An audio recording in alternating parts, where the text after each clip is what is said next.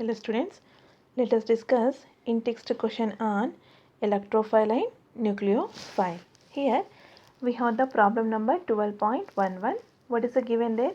Using curved arrow notation, show the formation of reactive intermediates, okay, when the following covalent bonds undergo heterolytic cleavage.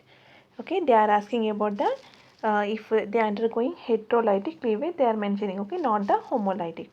Once the homolytic means you are going to get the what, free radical, but they are asking the heterolytic means you may get the carbocation with means carbon with the positive charge, carbanion means carbon with the what, negative charge. Let us see here.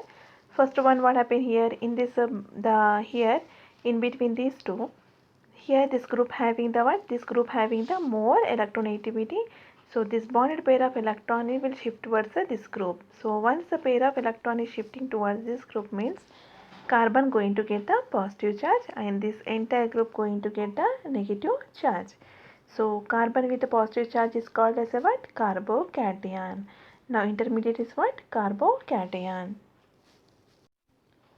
So here what, heterolytic means already we told heterolytic bond we are going cleavage we showing with the what, double head arrow. If homolytic means we are showing the head, what, single head arrow, isn't it, like this, okay. For a heterolytic you are going to show with the double head arrow like this. Now in this one, in between these two, this is what, CN having the more electronegativity, so it's shifting the electron towards this CN group. So because of that reason carbon going to get the positive charge and this group going to get the negative charge. Now carbon with the positive charge is called as a what, carbocation. Now intermediate is what, carbocation. Now in between these two here, copper having the less electronegativity, okay. Now this bond pair of electron is shifted towards this carbon atom. So now this carbon having the negative charge and this group having the positive charge. Now carbon with the negative charge is called what, carbanion. Now what is the intermediate here, carbanion. Next problem number 12.12. Giving justification, categorize the following molecules or ions as nucleophile or electrophile. So you have to categorize it as what, electrophile and nucleophile. Already we told electrophile means what, it is electron deficient. Nucleophile means what, is electron richer, okay. Now let us see here.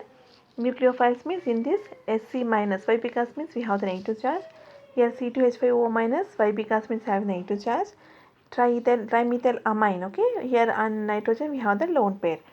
After that this also example for what, these are the nucleophile, by, because means having the negative charge. So Hs minus, C2H5O minus and trimethyl amine and NH2 minus all having the what, unpaired electrons, nothing but negative charges there. So because of this reason these are all example for the what, nucleophiles.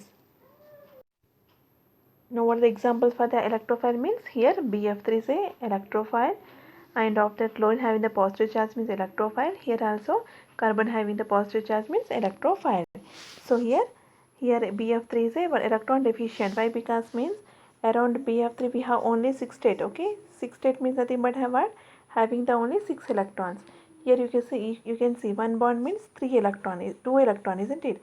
So here we have total 3 bonds. 3 bonds means total how many electrons, 6 electrons, isn't it. So here BF3, after that here chlorine having the positive charge and here also this having the 6 states. So reactive sites have only 6 valency electrons, can accept electron pair from the nucleophiles only having the what, 6 electrons. So they can be accept the electrons. So that's why they calling as the what, electrophiles. Now problem number 12.13. What is given? Identify electrophilic center in the following means. Now electrophilic center we have to identify, okay. In the previous question we saw electrophile, nucleophile. Now electrophilic center we have to identify, nothing but it should be have the what, why, because mean they are going to get the positive charge, okay. Electrophilic center, let us see now. Here in this here molecule actual structure will be CH3 C double bond O H like this, okay. So here what happened, because of polarity this electron shifted to this oxygen atom. So now what you are going to get, CH3 CO minus and here O minus, this is going to get the positive charge. So now this is the one electrophilic center in the given molecule, nothing but here this star one. Okay, this is electrophilic center. Next what we have CH3CN. Okay, so if you see the structure here, CH3 we have the C triple bond N. So what happened, because of more electronegativity, one of the pi bond will be shift towards the nitrogen. So once it is shifted, so what happened, you are going to get the positive charge on the carbon and negative charge on the oxygen, no, nitrogen, sorry, nitrogen. Okay, so now this is having the positive charge, means it's electrophilic center. Now here this is a star mark indicating what, electrophilic center.